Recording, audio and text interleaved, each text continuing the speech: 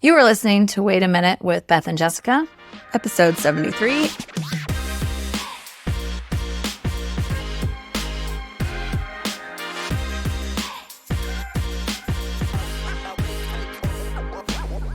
I'm Jessica Pearson, certified life coach. And I'm Beth Barnett-Babel, integrative nutrition therapist. We keep our eyes peeled for things in the media or in real life that come from diet culture or that perpetuate diet culture in some way. These are often the subtle ways it creeps in, which is why we're shining a light on it and sharing it with you. So actually, we've been taking a little pause on ad bashing lately because we keep seeing things in the collective as a whole to keep talking about. So we have been collecting all the fun ads we've been getting. And so we're going to do a whole episode of diet ad bashing. It's going to be coming your way soon. Yeah. Well, that, and I've been paying a lot of attention the last few days, and I think it's my algorithm, and it's all for a certain thing that I will not mention right now. But okay. I just keep getting the same ad over and over again, basically. I was like, I gotta mix this up. I know. I get the same ads for a lot of stuff too. So we wanted to bring this topic up today about weight loss versus fat loss because it's almost spring break. At least it is here in Texas. It's like right around the corner. And so people are going to be doing things to be getting ready for their spring break body, whatever that means. And then that leads to people being like, oh, it's almost time for bathing suits for their summer body, whatever that means to them. So I want to make sure that we talk about this thing about weight loss versus fat loss. And because people will say that when they want to lose weight, it's the assumption that it's fat that they want to lose.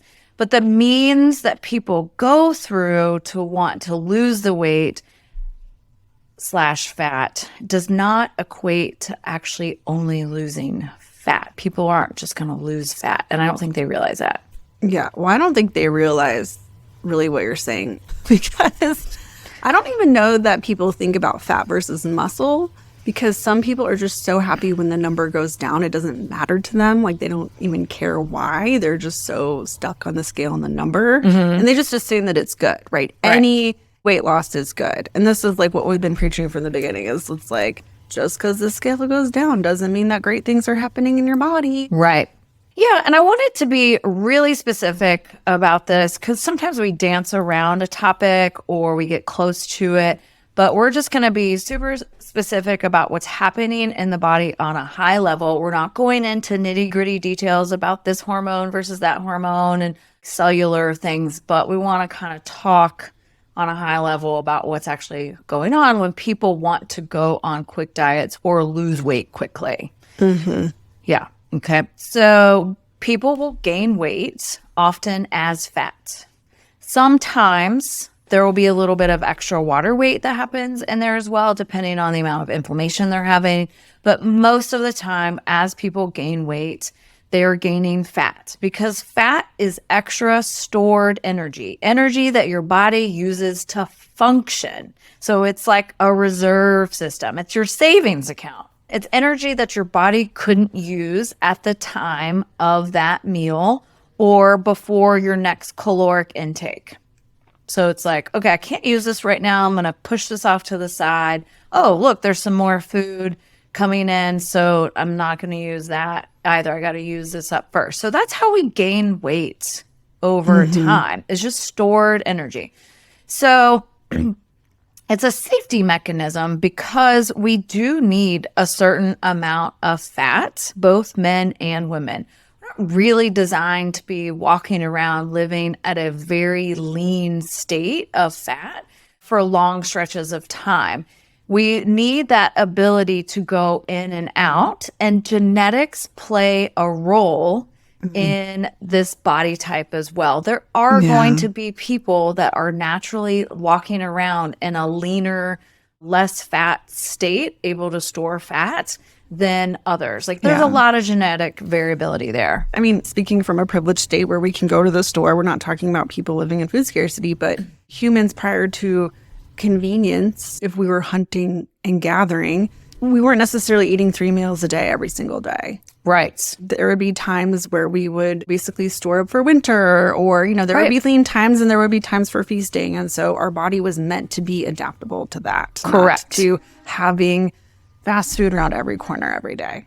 Yeah, and that's part of the reason why it's so easy for us, and depending on your heritage, there are some that are better at it than others to store that extra fat. Because if you have a line of family that managed to make it through the potato famine, all these different, they've been able to start to link these things up. There are just some people that their body went through a stressor and then they were able to add fat. But now, like you said, because we have this abundance of food, on top of that, the food companies make it very easy and tasty to not notice the extra caloric intakes of food, because our brain's like, well, this is so amazing and it feels so good in my mouth and it's so tasty that we don't realize like that extra caloric intake that is happening.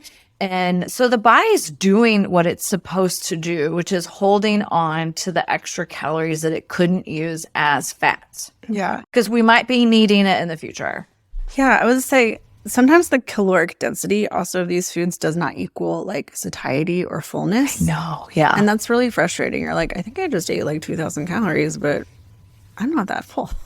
Yeah, it is. It's really sort of a mind F about like how that can be. But that is one of like the major things about understanding processed foods, especially ultra processed foods, and their hyperpalatability.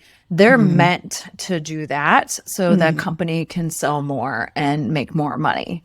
So they can send that off to their shareholders and buy their third house and, a Yay, yacht. Capitalism. Yay. And then they're going to sell you drugs. And then there's all your drugs to try to lose weight. Okay. That's as always a different topic. So if you decide to go about losing the extra fat that you have put on over time, and a little sidebar, it's rarely that a person will suddenly gain a lot of weight. It is definitely possible, but it's not the norm and not really what we're talking about. So what most people do when they've gained this weight over time is they set about to lose that extra weight, which is fat, as quickly as possible. Because we like instant gratification, right?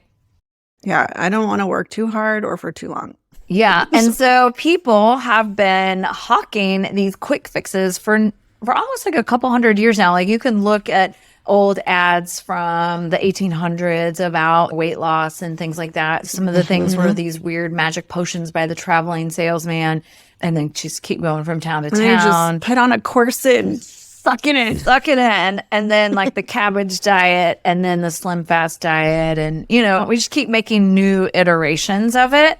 So when we go on these types of quick fix types of things, first what happens is you lose water. So you're losing water weight because you're taking in less carbohydrates usually. And so then it doesn't take as much water to store the carbohydrates. And so you lose that water. So that's the first thing that happens. And that's what people get really super jazzed about. Yeah, they're like, I lost 5 pounds in 1 week. Yeah, and there might be some water retention related to sodium intake. It feels kind of real because without that water, you're kind of losing that puffiness. That inflammation goes down. You're like, I feel great. I feel amazing. Yeah. And, there's nothing wrong with it, but that's where people just feel super jazzed and motivated by thinking this is the fat that they don't want on their body anymore. And so they keep going with that same plan. And so as people continue to overcut calories, what's happening is they're actually now starting to break down muscle, because what they're losing is not all fat that is being burned and lost. It is happening where you're also losing muscle and fat. The system is not perfect. Yeah, which I feel like was really miscommunicated in keto times, where it was like, if you're in ketosis, you're only losing fat. Yeah, so what is very, very, very important that I need people to understand that losing muscle mass is not a good thing. It's very expensive energy to put on your body, the muscle. Like it takes a lot of work to put the muscle on. Now protein is relatively expensive. And so, it's cost you physical dollars. It costs like metabolic energy. Yes. And then also it's very expensive energetically to your body to lose that muscle mass as well. And the other thing is that preserving muscle mass is a key indicator of health. Yeah. So as we age, muscle mass amount is an indicator of health. As you were saying this, I was thinking about how when people lose weight and then they regain, then it's harder to re-lose. I know there's other metabolic processes, but it might also be because they're losing muscle mass, like with each weight loss. And like, if you don't have the muscle mass and now you're trying to lose weight again, like you're going against the grain by not having muscle mass. Yes. There's a little bit of like hormonal factors that are happening that are, extra influencing that process. But yes, it's about that was scary. Let's not do that again. So the way to preserve muscle mass and lose fat at the same time is to go about this in a slower way, which is very difficult for people because they do not like the slowness of it because it's not instant gratification, or it's like a slow but gradual thing. And you also need to be doing things in your diet, and if you can, be lifting, doing something muscularly to be preserving that as well, stimulating that muscle to continue to grow. And we're learning this as we are in our 40s, how important muscle mass is to hormonal balance and strength and just healthy aging and vitality as we go along. It's like you can kind of get away with it in your 20s, 30s. Yeah. In your 40s, you're like, oh, muscle. I need this. Yes. And to that point, we naturally do lose muscle mass starting in our 40s. Both men and women, we naturally start to lose muscle mass. I want to say it's like about 1% a year is like the rough estimate of it. And it continues to decline, especially without any effort to preserve it. Mm-hmm. So it is important to continue to support your body both in what you eat and with some physical activity of some sort. I'm not asking people to become bodybuilders. You don't have to go join a CrossFit gym or anything, but you do need to stimulate your muscles in some capacity because that also, it's information to your brain about what's happening in your body, which is related to the longevity, and it also is stimulating to your bones as well. So that way your bones don't get osteoporosis and having the fractures as you get older. Yeah. I saw a podcaster. She was like, weightlifting. She's like, it's the best thing for your vanity. It's like, oh God.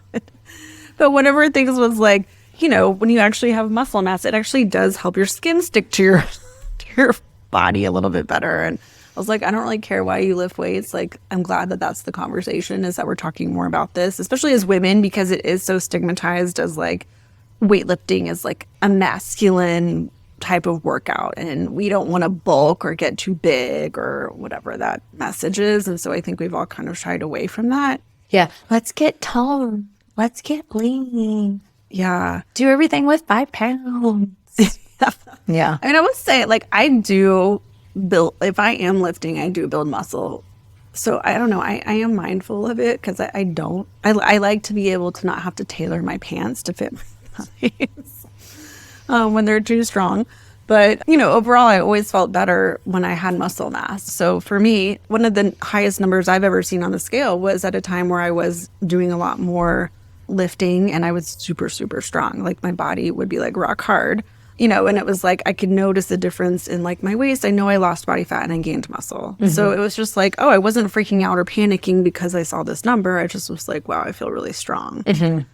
And I know I've said this on the podcast before. And then it was like after I had my kid and I saw the number go way down, I was like, that was all my muscle. Like I just knew that was muscle that was gone because I hadn't done anything. And so to me, that was kind of disappointing. Right. And it is hard because then, I have slowly been building a little bit more fat. And now I'm in a phase where I'm like, okay, I got to like readjust this, and it is expensive, like emotionally, energetically. Yeah. Like, it's like, okay, now I need to like go pay for this workout. And so if you can find the consistency over time, it will pay you back in full.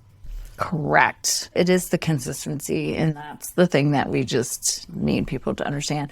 But anyways, so in order to maintain your muscle mass and lose weight, you need to eat adequate amounts of protein. And that's a key part of this equation. So as you reduce your caloric load, You also need to maintain the protein level in the food. And so there are some general debates on what that is, but it's very challenging to do this because one of the things that makes this more accurate is knowing what your lean body mass is. And the vast majority of people are not going to be able to get what their current muscle mass is to get their protein intake to keep following that. So we have kind of come to some research on if you exercise minimally, just kind of walking around, you're doing some things, then you need 0.8 grams per kilogram of body weight. So how do you get from kilograms to pounds? It's take your weight and divide it by 2.2.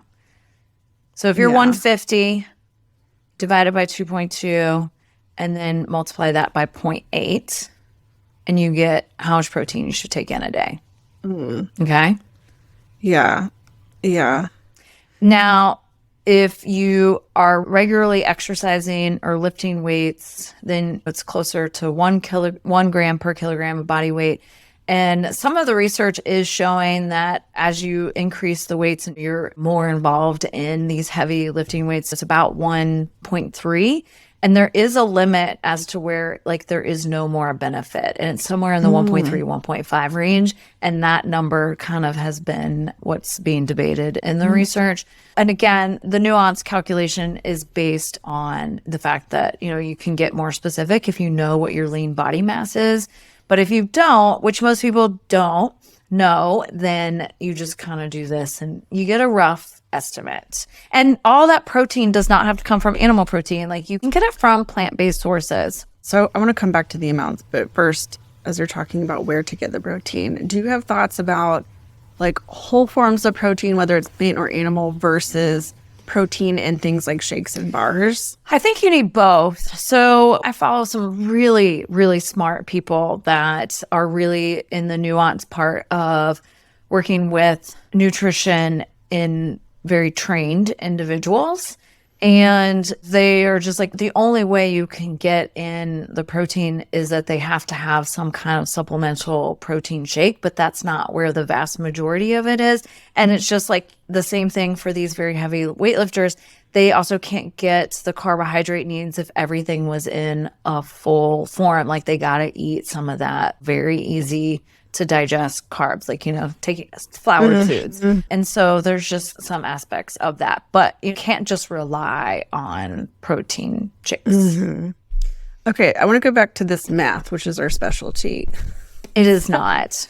I know, I'm just kidding. Yeah. So when you say of body weight, is that current body weight or goal or lean mass? Okay, so how we kind of think about this in the nutrition world, this is what we've always been taught, is you take you figure out whatever is your current caloric needs, and then take this protein part of it, and then you subtract 250 to 500 calories. I think 500 sometimes for some people is too drastic. You subtract out 500 calories, and that's how many calories you should eat to have a sustained weight loss.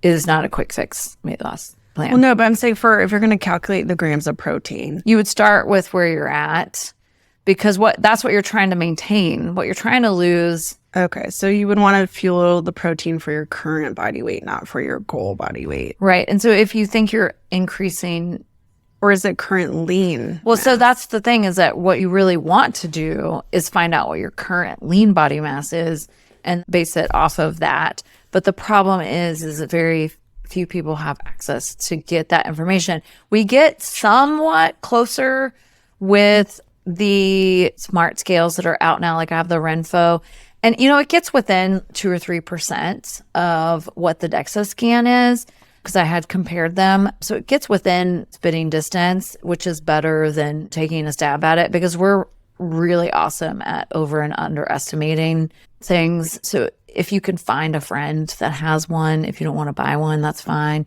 There are companies around where you can get this information. So there's a possibility to get it. You just have to, you know, work a little harder to get it.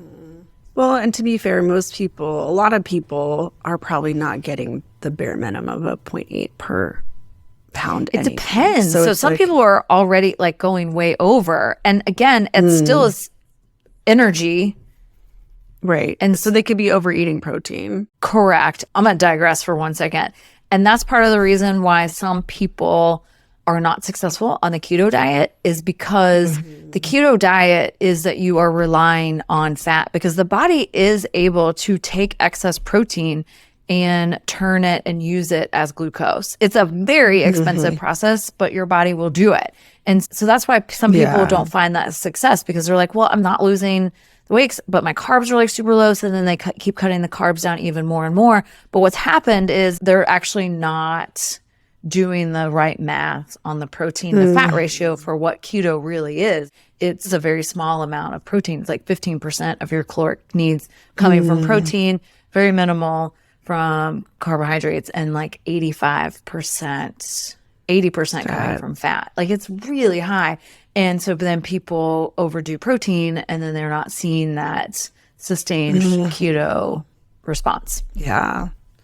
Okay, so I have another question, which is, you saw this post. Did you have a thought on it? Because I'll explain that it is a doctor, and she mentions that she thinks the RDA 0.8 is too low, and then she gives some guidelines that go as high as 1.6. That, I mean, that is like what's in the literature for very heavy manual labor people and bodybuilders, athletes, like professional athletes.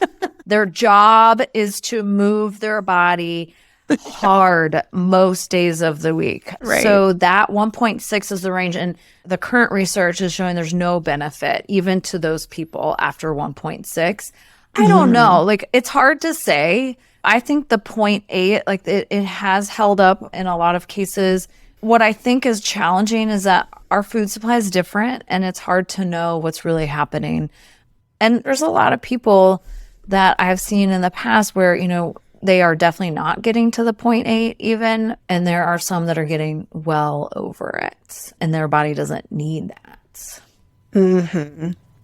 And then it's like, am I really actually going to measure my exact grams of protein per day? Because we are not even really counting macros most of the time. But it is good to get an idea of where you're at. Yeah. So this comes down to what I tell every client is, I want you to track your food for at least a week, because you need to know what is happening. And so you have a starting point, because we are not good at estimating these things. We really are not.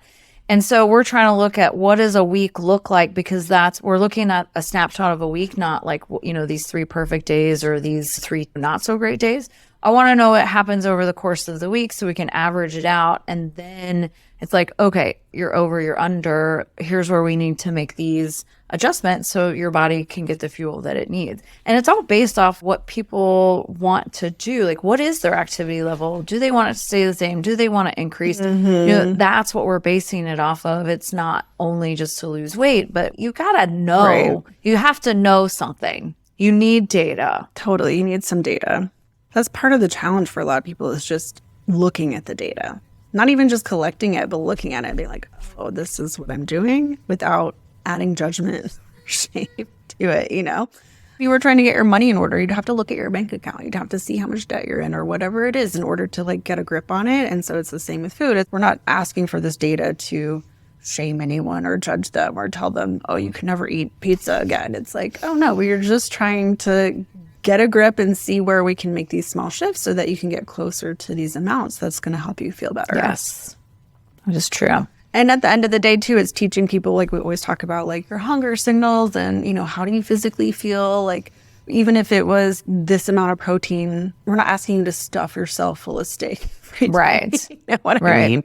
So it's like, you got to listen to your own body as well. And that gives you just as much information as these data. Yeah. And I really think that we need to get protein from both animals and plants. I don't think that, you know, it's only has to be from meat or fish or eggs. I think that there should be a balance of where these nutrients come from, because the research about looking at TMAO, which is an enzyme that's in the body and is related to inflammation and cardiovascular disease and things of that nature that's happening in the body. And it rises with animal proteins.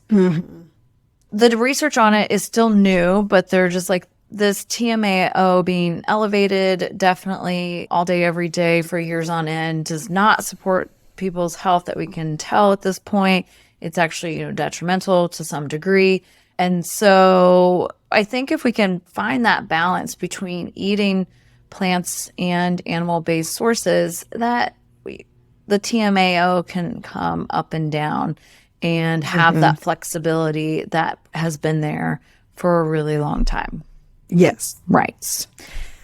Our body, what it does in digestion is it takes all the food down to small molecules. So when we digest protein, we break it all down in our stomach because your stomach acid is super, super low pH. That way it can undo those really strong protein molecules in foods. And then by the time it gets to the small intestine to get absorbed, we're talking about single amino acids that are getting absorbed here. So if it's coming from only plants or only animals, at some point your body just is like, well, I'm just getting these amino acids. The thing about plant-based is that we are missing some of the amino acids that we need, but not all of them, right? We still get a lot of them. And I think we talked about this when we were talking about the omnivore vegan conversation. And then just to go back to hunters and gatherers, right? Like there would be times where you had meat and times where you didn't. Right. And, so the more we can kind of emulate what's natural for our bodies, the better off we're going to be. Yeah, humans are adaptable. That's how we made it. We became super adaptable to a lot of different environments versus many animals are very specific to their environments. But humans, we managed to figure out all sorts of living conditions and food sources to get us humming along. And that's why we've made it. So we are adaptable to all of these things.